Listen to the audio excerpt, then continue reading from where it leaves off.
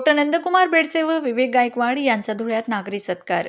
छत्रपती संभाजीनगर विभागातील अल्पसंख्याक विकास आयुक्तपदी डॉक्टर नंदकुमार बेडसे आणि मंत्रालयातील नियोजन विभागाचे सहसचिव विवेक गायकवाड यांची IAS पदावर वर्णी लागल्याबद्दल धुळ्यात त्यांचा नागरी सत्कार करण्यात आला. 29 डिसेंबर रोजी ग्राम महसूल अधिकारी संघटना, महसूल अधिकारी व कर्मचारी संघटना आणि धुळे जिल्हा सत्कार नियोजन समितीच्या वतीने या सत्कार सोहळ्याचे आयोजन करण्यात आले होते.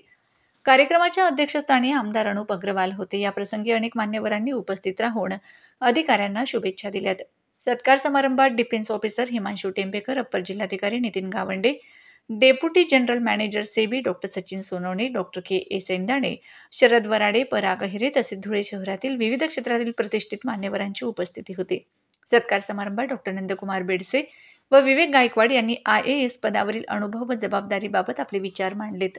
त्यांनी आपल्या यशाचे श्रेय परिश्रम, सकारात्मक दृष्टिकोन आणि मिळालेल्या सहकार्याला दिलेत. या यशाचा मार्ग पुढील पिढीसाठी प्रेरणादायी ठरेल असं त्यांनी यावेळी सांगितलंय. कार्यक्रमात मान्यवरांनी या अधिकाऱ्यांच्या यशाचा गौरव करीत त्यांच्या आगामी कार्यकाळासाठी शुभेच्छा दिल्यात. सत्कार सोहळ्याचे आयोजन यशस्वी करण्यासाठी महसूल अधिकारी संघटना आणि धुळे जिल्हा सत्कार नियोजन समितीने विशेष परिश्रम घेतले. सर्व बंधू भगिनींनो,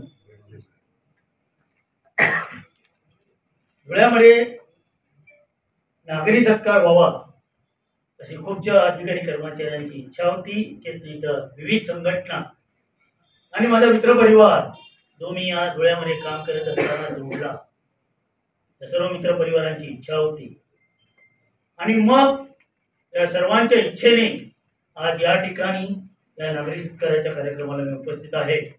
आपण सर्वांनी माझा नागरी सत्कार केला, जाहीर सत्कार केला, त्याबद्दल मी प्रथमतः शतशः आपल्या सर्वांचा ऋणी आहे आणि आभारही व्यक्त करतो. धुळ्यामधल्या 3-3.5 वर्षाच्या कारकिर्दीमध्ये काम करत असताना काही चांगले प्रसंगही आले, काही कटू प्रसंगही आले. या दोघांची सरमिसळ करून या ठिकाणी मी निवासी उपजिल्हाधिकारी म्हणून काम केलं आणि हे काम करत असताना सलग 2-3 वर्षे आपण सांस्कृतिक कार्यक्रम सुद्धा जिल्ह्यामध्ये घेतलेले आहेत. वाहिद त्या ठिकाणी अँकरर होते आणि इतरही जी काही कामं होती आपण जिल्हाधिकारी कार्यालयात ती केली होती. प्रशासनाच्या माध्यमातून आपण बऱ्याच सोयी सुविधा किंवा लोकांचे प्रश्न सोडवण्याच्या अनुषंगाने प्रयत्न केले. खरं म्हणायला गेलं तर संपूर्ण भारतामध्ये 5000 IAS आहे आणि त्या 5000 IAS मध्ये माझी आणि बेडसे साहेबांची आता एंट्री झाली.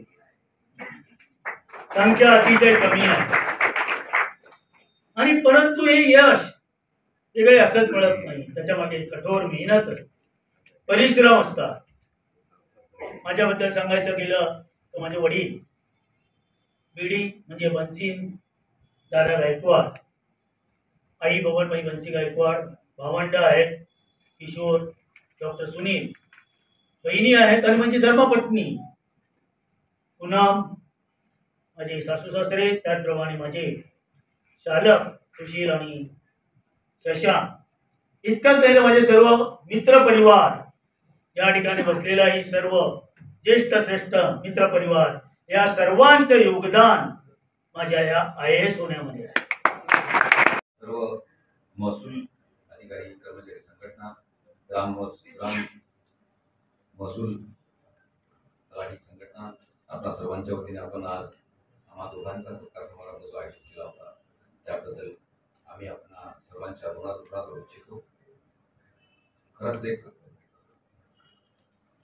या ठिकाणी अनेक काही वर्ष आम्ही काम केलं आणि महत्त्वाचं म्हणजे या ठिकाणी आमचा जन्म झाला. जन्माच्या ठिकाणी सत्कार व्हावा ह्यापेक्षा कोणतेही असू नये असं मला वाटतं. आई वडिलांची म्हणजे शेतकरी पुत्र करतात, त्यामुळे शेतकऱ्याची नाळ कधीच तुटली नाही आणि कधी तुटणार पण नाही. वडिलांची खूप इच्छा होती की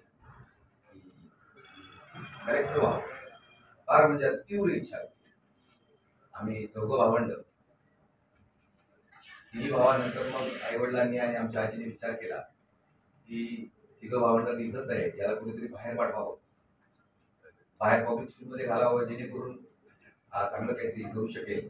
म्हणून मला मालेगाव तालुक्यातील जिल्हा पब्लिक स्कूल इथे पाठवलं. पहिली ते 10वी ती म्हणजे काय म्हणतो आपण त्याला, स्वतःचा जीव हे करून आई वडिलांनी आणि आजीने आम्हाला पहिलीपासूनच 5व्या वर्षापासूनच बाहेर पाठवलं. त्याचं खरोखरीच चीज झालं असं मी म्हणेल. खरं तर मी ज्या वेळेला धुळे प्रांताधिकारी म्हणून आलो, नेमकं त्याच वेळेला आमच्या वडिलांचं देहांत झालं. वडिलांना पाहायचं होतं की आपला मुलगा आपल्या जिल्ह्यामध्ये एक उपजिल्हाधिकारी म्हणून प्रांताधिकारी म्हणून आला. ते सौभाग्य त्यांना मिळू शकले, मला देखील ते लाभू शकलं. अनेक खरं तर महसूल विभाग म्हटला की हा सर्व प्रशासनाचा कणा असतो, असं म्हटलं तर वापर ठरू नये. कारण महसूल विभागाचं म्हटलं की जिल्हाधिकारी हे आपल्या स्तरावरून संपूर्ण नियंत्रण, सर्व विभागांवर नियंत्रण साधत असतात आणि त्या माध्यमातून त्या जिल्ह्याचा विकास होत असतो. प्रत्येक वेळेला मी महसूल अधिकारी म्हणून ज्या ज्या ठिकाणी काम केलं, प्रामुख्याने मी पब्लिक रिलेशन ऑफिसर, PRO म्हणतो आपण त्याला, म्हणजे महसूल अधिकारी किंवा प्रांताधिकारी म्हणून कधी काम केलंच नाही. पब्लिक रिलेशन ऑफिसर म्हणूनच काम केलं त्या ठिकाणी. ज्या ज्या लोकांच्या समस्या, शेतकऱ्यांच्या समस्या असतील, त्या समस्या कुठल्याही विभागाच्या असो, मग ते पीक कर्ज मिळत नसल्यापासून MSCBचे लोक आम्हाला हे देत नाही, कनेक्शन देत नाही, इथपर्यंत अगदी सगळेच मुद्दे आम्ही आमच्या या कारकिर्दीमध्ये मागील 25-30 वर्षांमध्ये नेहमी साध्य केली.